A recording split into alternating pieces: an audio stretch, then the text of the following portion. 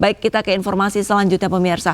Seorang balita terkunci di dalam mobil ketika orang tuanya beristirahat di rest area Tuntang, Kabupaten Semarang, Jawa Tengah. Ya, petugas kepolisian berusaha mengevakuasi korban dengan alat seadanya.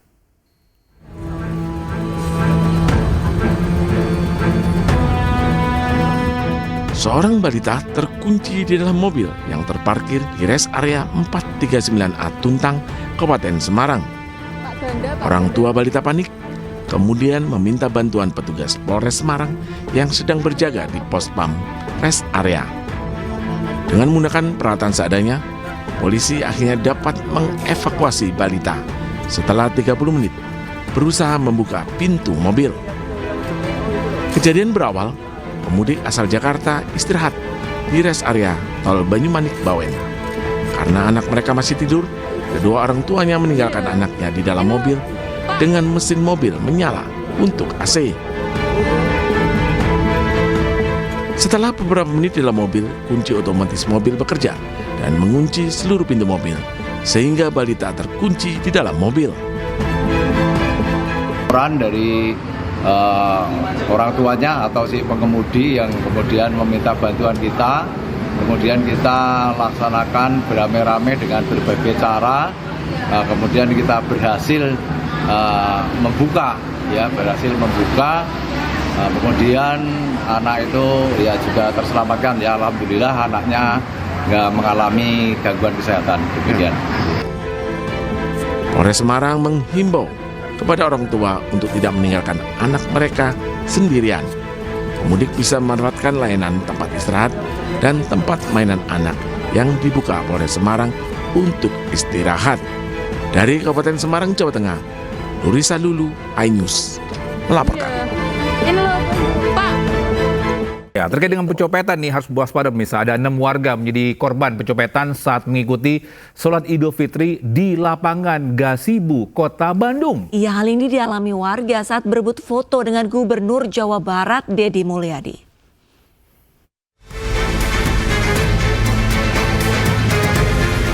Sejumlah warga mengaku kecopetan saat mengikuti sholat Idul Fitri di lapangan Gasibu, Kota Bandung. Kejahatan ini terjadi saat masyarakat berdesakan dan berebut foto bersama dengan Gubernur Jawa Barat Deddy Mulyadi saat selesai menjalankan sholat Idul Fitri. Sebanyak 6 orang dilaporkan kehilangan sejumlah barang seperti uang jutaan rupiah dan ponsel. Menurut petugas keamanan lapangan Gasibu, copet beraksi seusai pelaksanaan sholat. Laporan dari rekan kurang lebih 6 Pak, tuh kehilangan handphone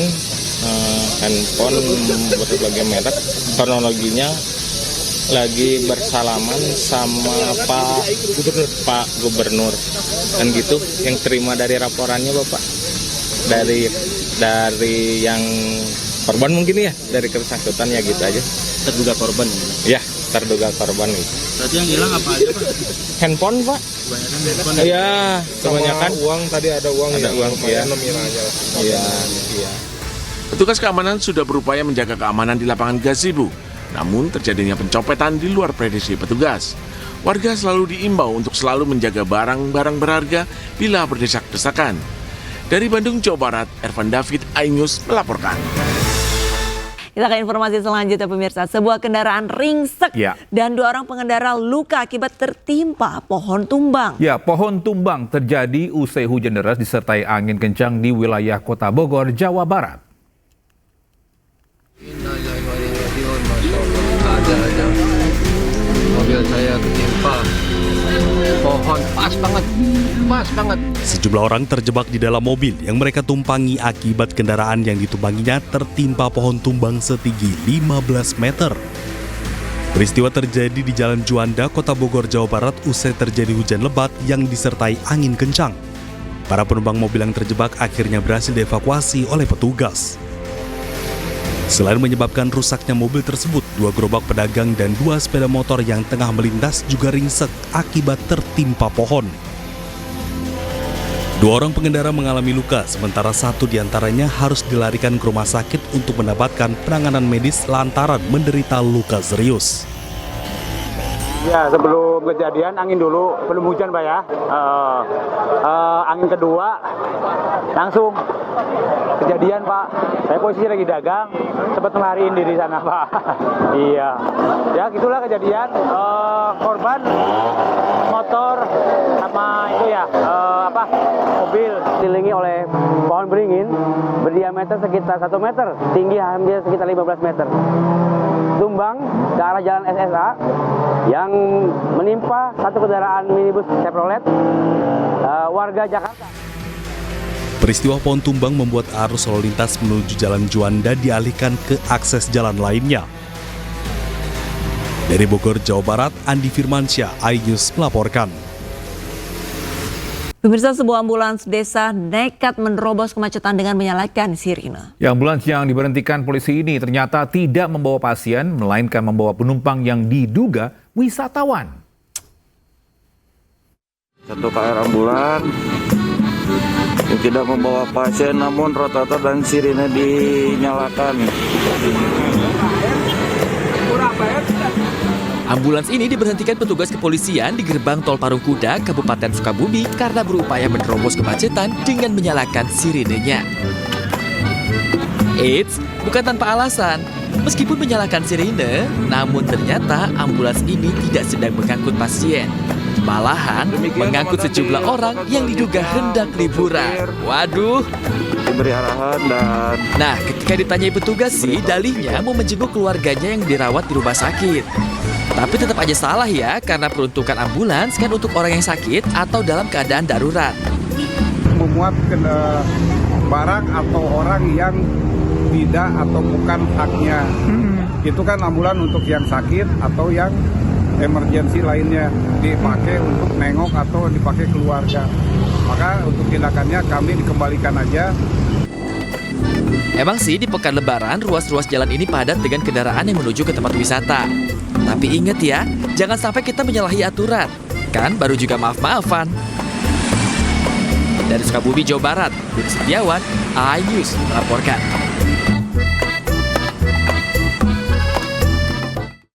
Ya, dan bisa bagaimana pantauan arus balik di H+2 Lebaran? Kita pantau di gerbang tol Cikampek Utama Karawang dan ada Camar Henda, dan di tol MBZ Karawang ada Rudi Setiawan. Namun kita ke Camar Henda terlebih dahulu di gerbang tol Cikatama. Camar, apakah sudah terjadi kepadatan arus lalu lintas di sana? Ya, selamat pagi menjelang siang. Arlista, Taugi, dan juga pemirsa, 10 hari sudah kami memantau situasi dan kondisi di gerbang tol Cikampek Utama. Ini merupakan 2 hari pasca Lebaran Idul Fitri 1446 Hijriah. Dan Anda bisa lihat di samping kanan saya untuk situasi dan kondisi arus lalu lintas masih terpantau normal. Dan dari arah Trans Jawa menuju Jakarta ini juga sudah dilakukan secara normal kembali setelah sebelumnya. Untuk ruas jalan tersebut atau di samping kanan saya ini sempat dilakukan sistem kontraflow. Kita akan memantau dari udara, Togi dan juga Arlista. Kalau pada malam hari tadi ini dilakukan sistem kontraflow dari kilometer 55 sampai dengan kilometer 70. Namun saat ini sudah tidak diberlakukan kembali, dan kami juga memantau masih didominasi oleh kendaraan pribadi, sementara untuk truk dan juga kendaraan sumbu 3 ini sudah cukup berkurang di hari kedua pasca Lebaran ini. Dan untuk akumulasi volume kendaraan yang meninggalkan Jabodetabek sampai dengan saat ini sudah ada 1,9 juta kendaraan.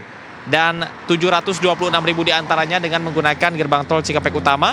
Artinya ini intensitasnya meningkat 139%. Bagi Anda yang akan melaksanakan arus balik menuju ke Jakarta, ini untuk gerbang yang dibuka atau gardu tol yang dibuka ada sebanyak 15 gardu tol, dan nantinya pada siang hari biasanya akan ditambah menjadi 22 gardu tol. Artinya ada penambahan sebanyak 7 gardu. Kemudian informasi yang dapat kami sampaikan sejauh ini memang tidak terlalu ramai dibandingkan dengan tahun lalu, karena untuk intensitas dari pemudik sendiri secara nasional berkurang 24% atau sekitar 40 juta, termasuk juga mempengaruhi situasi dan kondisi yang ada di lalu lintas ruas jalan tol. Saat ini memang pihak dari kepolisian, Korlantas dan juga Jasa Marga masih memperlakukan secara situasional, karena untuk rekayasa lalu lintas secara nasional akan dilakukan dari tanggal 3 sampai dengan 4 April. Sementara untuk puncak dari arus balik diprediksi akan terjadi pada tanggal 6 April. Hal tersebut sesuai dengan berakhirnya masa dari periode mudik lebaran 2025. Sementara untuk antisipasi yang nantinya akan dilakukan, ini perlu diperhatikan juga untuk pemirsa yang akan pulang ke Jakarta dan juga Jabodetabek, bahwa nantinya akan ada pengalihan arus dari tol Cisumdawu, kemudian juga tol Padalenyi dan juga tol Cipularang, sehingga tidak diarahkan ke gerbang tol Cikampek Utama apabila terjadi kepadatan. Sementara demikian, kembali ke Anda Togi Arlista. Baik, terima kasih banyak informasinya Camar Hayanda. Untuk saat ini 15 gardu sudah dibuka dan 1,9 kendaraan ini sebenarnya sudah tercatat meninggalkan Jabodetabek. Kira-kira arus baliknya apakah lebih banyak jumlah kendaraannya, kita sama-sama akan nantikan. Dan saya akan menyapa rekan Rudi Setiawan di Tol MBZ. Selamat pagi jelang siang Rudi. Rudi, untuk kepadatan lalu lintas di sana apakah sudah mulai meningkat? Ya, Ogi, Arlista dan pemirsa, saya akan menginformasikan langsung. Saya berada di lokasi pertemuan tol layang MBZ dan tol Jakarta Cikampek, tepatnya saya berada di kilometer 48. Dapat kami informasikan untuk arus lalu lintas yang sebelumnya tadi pagi pada pukul 08.00 sampai saat ini itu arus lalu lintas mengalami peningkatan yang cukup ramai. Namun berbeda pada saat ini saya berada, ini kondisi sudah mulai berbeda dengan tadi pagi ketimbang saat ini. Kalau melihat dari kondisi yang saat ini, arus kendaraan atau aktivitas kendaraan justru ini ramai dari arah Jakarta yang menuju mengarah gerbang tol Cikampek. Berbeda dengan yang tadi dilaporkan oleh Camar, kondisinya tol tidak seramai yang di lokasi saya laporkan ini. Dan kemudian untuk di jalur tol MBZ ini sendiri, mulai sekarang ini sampai tol Jakarta Cikampek di kilometer 48 ini kondisinya sangat ramai ya, padat, bahkan ada beberapa kali kemacetan. Saya akan langsung saja memperlihatkan kondisi terkini di gerbang, maksud saya di tol kondisi saat ini. Ya, ini arus lalu lintas kondisi yang saat ini bisa kami perlihatkan, ini kondisinya mulai kepadatan, dan kami informasikan kalau dari CCTV yang terpantau dari Jasa Marga, ini kondisi arus lalu lintas kepadatan mulai dari kilometer saya melaporkan sampai kilometer 57. Artinya 10 kilometer ini ke depannya itu mengalami kepadatan, dan ya ini kondisinya. Sebelah kanan jalur ini juga cukup padat dan bahkan sesaat terhenti. Dan kemudian juga bahwa untuk kondisi arus lalu lintas saat ini belum diberlakukan kontraflow seperti kemarin. Sebagaimana mestinya kalau memang terjadi kepadatan yang cukup parah, pihak Korlantas akan memberlakukan sistem rekayasa kontraflow. Mulai dari kilometer seperti biasanya itu kilometer 47 di mana saya melaporkan. Dan kemudian juga kemarin memang sempat dibuat dijadikan kontraflow 2 lajur. Namun kalau saya sekarang melihat kondisi sudah mulai padat dan belum dilakukan sistem kontraflow karena ini sudah cukup panjang. Ya, ini kondisi terkini ya Alista. Kalau untuk arus balik dari arah Jakarta kondisinya ramai lancar, berbeda dengan arah Jakarta yang menuju Cikampek, Alista dan Togi ya. Baik Rudi, terima kasih banyak informasinya melaporkan langsung dari Tol MBZ Karawang, Jawa Barat. Justru untuk arus balik ini belum terlihat di Tol MBZ karena kendaraan yang dari Jakarta menuju ke Cikampek ataupun Bandung yang lebih ramai dibandingkan yang kendaraan menuju ke Jakarta. Terima kasih banyak atas laporannya rekan-rekan. Selamat kembali bertugas, jangan lupa jaga kesehatan. Dan pemirsa, bagaimana pantauan arus balik di H+2 Lebaran di kawasan Puncak Bogor, Jawa Barat? Ada rekan kami Wildan Hidayat. Selamat pagi jelang siang Wildan, untuk situasi arus lalu lintas di sana pagi hari ini seperti apa?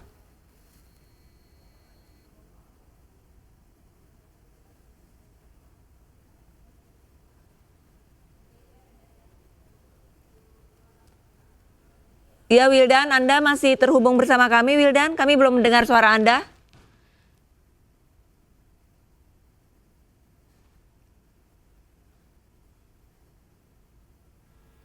Halo Wildan, masih... Wildan, bisa dengarkan suara kami di studio? Mungkin bisa dinyalakan, mungkin terkena mute di atau perangkatnya. Baik, ada kendala komunikasi. Pemirsa, kami masih akan terus mencoba menghubungi Wildan. Pemirsa, mantan Gubernur Jawa Barat Ridwan Kamil terlihat melaksanakan sholat Idul Fitri di masjid dekat kediamannya di Bandung, Jawa Barat. Ya, kehadiran RK ini menarik perhatian, terlebih namanya yang terseret kasus dugaan perselingkuhan. Ridwan Kamil atau yang akrab disapa RK ini terlihat melaksanakan sholat Idul Fitri di masjid dekat rumahnya. Tamutunna illa wa antum muslimun. Ya, meski sholat di lokasi yang sama dengan sang istri Atalia Prataya ini, namun RK tidak datang dan pulang bersama sang istri. Ya, saat ditanya terkait sederet kasus yang menyeret namanya, RK menekankan sudah menempuh jalur hukum. Ia juga terlihat lebih banyak menunduk dan menghindari dari awak media. Namun sementara itu sang istri Atalia ini sempat meladeni awak media meski saat ditanya terkait kasus suaminya ia tak menjawab.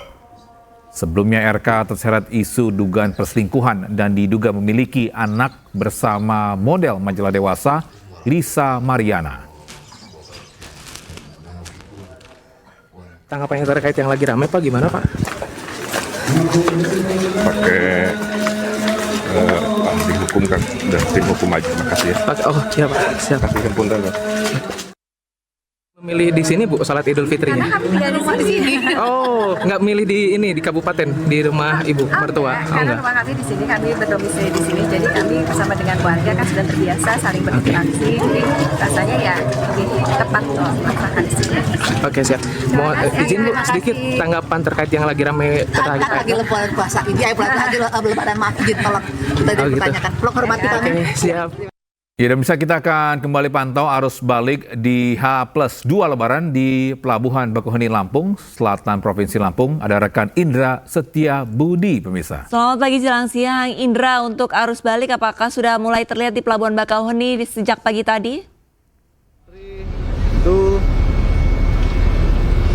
Baik, selamat pagi Togi, Arista, dan juga pemirsa dapat kami informasikan di H+2 Lebaran terpantau di Pelabuhan Bakauheni Lampung sudah mulai ada pergerakan yang melakukan para pemudik melakukan arus balik 2025. Meskipun PSDP akan memprediksi arus balik 2025 ini akan jatuh pada tanggal 3 hingga 7 April 2025 mendatang. Adapun juga skema maupun juga kebijakan dari SDP dan stakeholder terkait menerapkan diskon tarif tiket ferry ini berlaku pada tanggal 3 mulai pukul 12 siang hingga 7 April pukul 12 siang juga. Dan meskipun tadi pagi Arista Jengkol Pisa ini mengalami kenaikan cukup signifikan dan kapal bolak-balik silih berganti untuk mengakomodir para masyarakat yang melakukan arus balik 2025 ini. Adapun juga mereka memilih pulang lebih awal untuk menghindari kepadatan maupun keramaian di area pelabuhan maupun juga di kapal. Dan dapat kami informasikan juga, ini Arista dan Tonggi juga dapat kami informasikan juga bahwa nantinya untuk menyambut puncak arus balik 2025 ini, pihak SDP maupun juga Kemenhub juga sudah memastikan pihaknya sudah siap 100%, dan nanti skema juga akan dilakukan terkait clustering dari golongan maupun juga delaying system buffer zone yang mana nantinya akan diterapkan di beberapa titik rest area di ruas tol Bakauheni terbagi besar dan di lokasi-lokasi strategis di jalur non tol. Dan perlu diketahui juga Arista, Tonggi, dan juga pemirsa, nantinya juga saat ini masih diberlakukan 40 kapal yang beroperasi, namun tidak nantinya akan dilakukan penambahan jumlah kapal yang nantinya perharinya ini akan menjadi 67 perharinya untuk mengakomodir masyarakat pada puncak arus balik 2025 ini. Dan nantinya juga dapat kami informasikan juga terkait layanan dari pelabuhan Bakauheni Lampung ini menyediakan 7 dermaga, yang mana 1 dermaga ini jalur eksekutif di belakang saya tempat saya melaporkan, maupun juga ada 1 hingga 6 pelabuhan reguler. Adapun juga terkait berbeda dari Pelabuhan Merak, yang mana ini Bakauheni melayani sejumlah pejalan kaki dan juga kendaraan bermotor golongan 1 hingga 4. Selain itu juga Pelabuhan BBJ Muara Pilu akan melayani kendaraan bermotor golongan 7, 8, dan 9 tujuan Pelabuhan Bakauheni Merak. Adapun juga jika terjadi kepadatan akan diterapkan pola operasi tiba bongkar berangkat. Ini perlu diketahui juga bahwa untuk mengakomodir seluruh masyarakat yang kalau kita bahas terkait pada puncak arus mudik kemarin ini sekitar kurang lebih 1 juta masyarakat yang berada di area di lintas Sumatera ini, dan nantinya bongkar muat ini akan diberlakukan di 30 menit lebih awal guna untuk segera kembali untuk ke Bakauheni untuk mengakomodir masyarakat yang akan melakukan kegiatan arus balik 2025. Demikian Arista, kembali ke Anda. Terima kasih banyak atas laporannya Indra Setiabudi langsung dari Pelabuhan Bakauheni Lampung. Selamat kembali bertugas dan jaga kesehatan. Ya, kembali bersama kami di iNews Today. Pemirsa, kabar duka datang dari dunia perfilman Indonesia. Aktor senior Ray Sayetapi meninggal dunia Selasa malam pukul 21:04 waktu Indonesia Barat.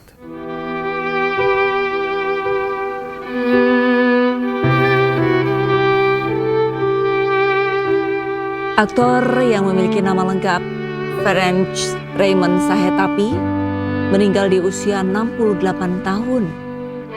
Usai berjuang pulih dari stroke sejak tahun 2023. Kabar duka ini disampaikan oleh Surya Sayetapi, putra sulung almarhum, melalui akun sosial media miliknya. Ray Sayetapi termasuk aktor senior yang pernah meraih banyak nominasi aktor terbaik dalam Festival Film Indonesia dari tahun 1984 hingga 1990.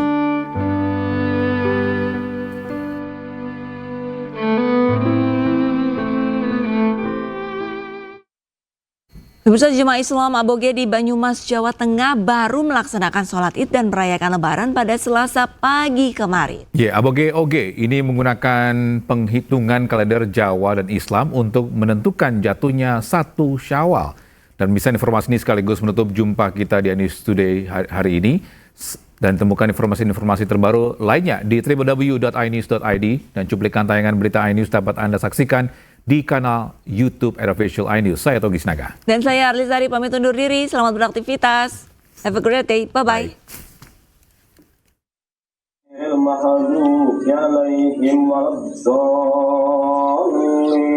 Jika kebanyakan umat muslim telah merayakan Idul Fitri pada hari Senin 31 Maret 2025, ratusan jemaah Islam Aboge di Desa Kracak, Kecamatan Aji Barang, Banyumas, Jawa Tengah baru merayakan Idul Fitri pada Selasa pagi 1 April 2025. Aboge sendiri merupakan singkatan dari Alif Rebo Wage. Alif atau 1, Rebo yaitu hari Rabu, dan Wage adalah kalender hari Jawa yang dijadikan tolak ukur untuk menentukan hari raya umat Aboge. Hasil hitungan ini yang menjadikan umat Aboge selalu merayakan Lebaran Idul Fitri dengan selisih 1 hari setelah Hari Raya Idul Fitri Nasional. Meski berbeda tanggal saat merayakan Hari Lebaran, namun jemaah Islam Aboge mengatakan tidak ada perbedaan dalam tata cara beribadah. Saya hitungan Jawa itu, hitungan sama Alif, He, Jim, J. Ini tahun J. Jadi ini tahun J. Jasaing. 1 Suro kemarin Selasa Pahing tentunannya. Jadi ngitungnya Waljiro. Jadi ngitungnya Selasa